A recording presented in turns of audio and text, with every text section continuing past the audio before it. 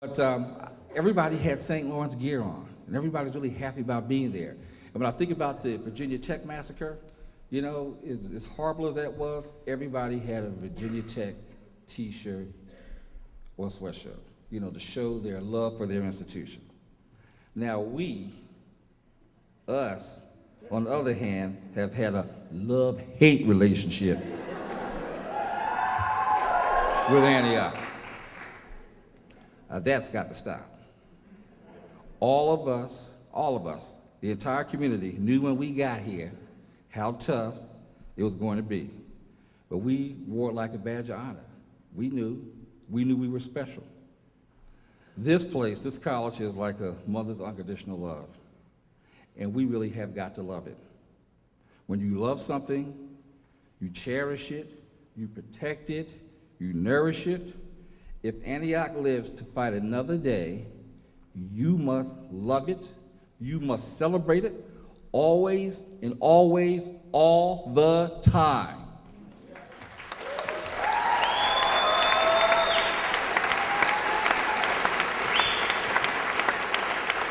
We've got to love it all the time. Now, I got to tell you, there were times that this place frustrated me. There were times that I woke up in the morning, I cleared my head, and I realized where I had to go. I got a little depressed.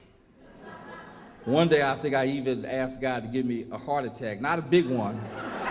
Just, I didn't want that big Elizabeth I'm coming thing. I just wanted a little one, so I had to go in that day, right? But it never happened, because you get no guarantees like that. And, there were times when I was in my office and I was really frustrated, disgusted, just did not want to be here. But whenever that happened, I walked outside this building to the front of Main Hall, the real front. I'm not talking about the circle. I would walk back about 100 yards and look up at this building and look at that Antioch College chiseled in the stone, in a building that I knew would never fall. I would look at that inscription, and I would fall in love all over again. Really, that's a true story. That was enough to maintain me. So, one thing we have to know that Antioch is never going to die. It will always be here. It'll be in our hearts, in our minds, in our souls forever. No matter where you work or who you work for, when a decision is made, you're going to find yourself wondering, well, why did they make that decision?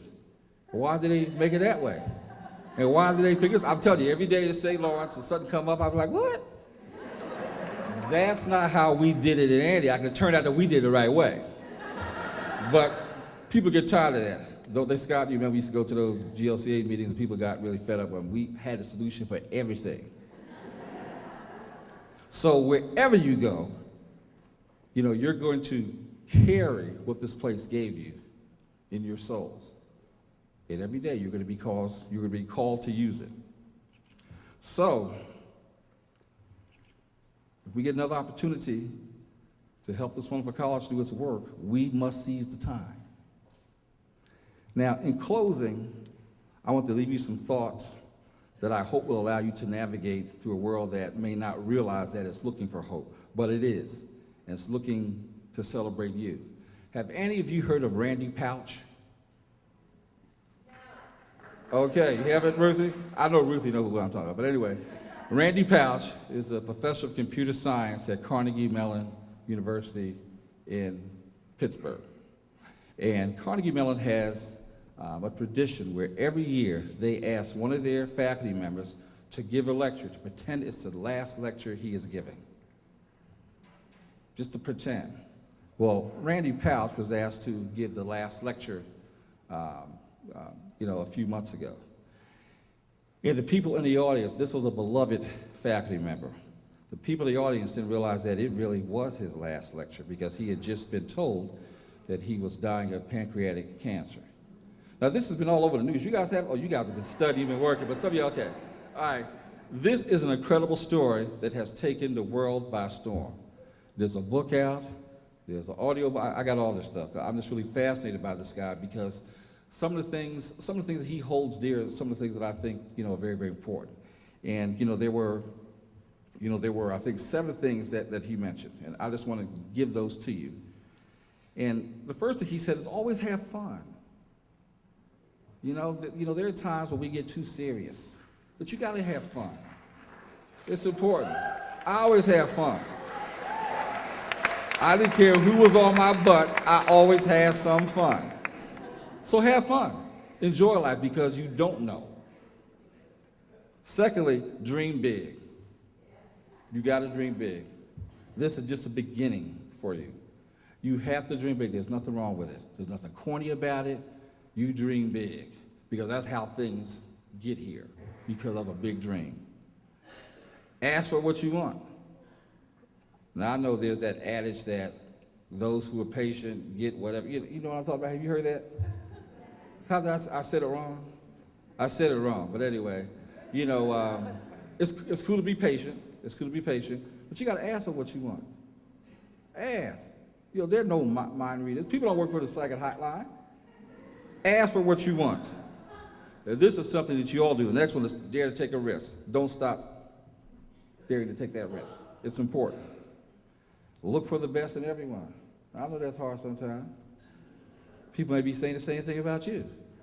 So look for the best in everyone, because if you give that enough time, if you are patient enough, you'll manage to find the good things in everyone. Also, make time for what really matters. Cherish the time that we have here on this earth, and take time for the things that are going to make a difference, things that are going to make you happy. And when you have kids, some of you will have kids, let them be themselves. Let them be kids. As a matter of fact, you can still have some kid in you. It's important to keep that. And while I'm on this kid thing, probably one of the most important things that I've ever read in my life about how to get along in this world was written by a guy called, his name was Robert Fulghum, and he wrote a poem called All I Ever Really Needed to Know in This World, I Learned in Kindergarten. Anybody heard that before? Yeah. It's fascinating. And I'm not going to read it now because there's too much stuff here, but I got copies for everybody who wants one right here. Okay? And it really is true. It's very simplistic, but it's very, very true. So, I leave you with my love for you, my love for this place. And I want to say that we really do celebrate you. As I look down, at your faces, these are some faces I didn't think I was going to see again. And I'm so glad that I've had the opportunity to see again. And I've watched you come through and grow and struggle. And now I get a chance to watch you hear your name called and march up. So I celebrate you, the ones who have the audacity to hope, the audacity to meet the challenge, the ones who have the audacity to believe. Thank you and good luck.